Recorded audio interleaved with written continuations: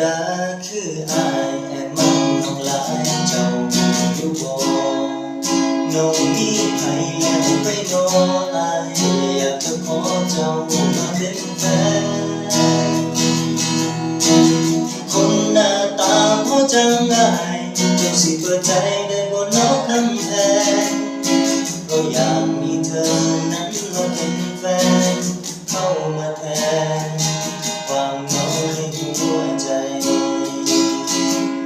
จะเป็นไม่ได้บ่น้องคนงามของอายชุดชะตาจะให้เราสองได้อยู่ร่วมกันบ่น้องอยากบอกให้เจ้าหูว่าไอ้คนนี้รักเจ้าแพงหลายถ้ามันจะมีความหมายถ้าเจ้าให้อ้ายเป็นคนสำคัญอ้ายนี้อยากจะดูแลเทคแคร์เธอทุกวันสัญญาผู้ชายไอ้คนนี้จะบ่ทิ้งไป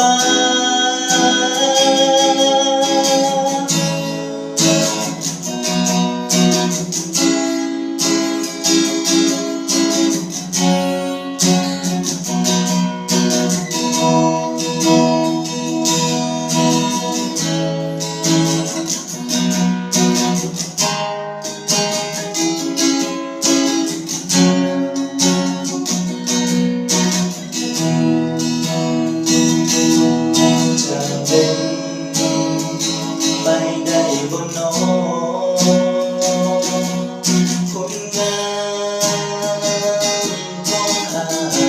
ยโชคชะตาจะให้เราสองได้อยู่ร่วมกันบ่น้องอยากบอกให้เจ้าหูว่าไอ้คนนี้รักเจ้าแพงหลายถ้ามันจะมีความหมายถ้าเจ้าให้อ้ายเป็นคนสำคัญอ้ายนี้อยากจะดูแลเทคแคร์เธอทุกวัน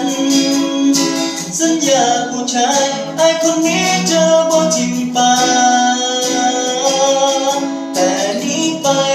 สิหักเจ้าแค่คนเดียวจะบ่แลเลี้ยวสาวใดอีกต่อไปสัญญาลูกผู้ชายหักเจ้าจนวันตายขอสัญญาจากใจไอ้คนนี้ให้สัญญา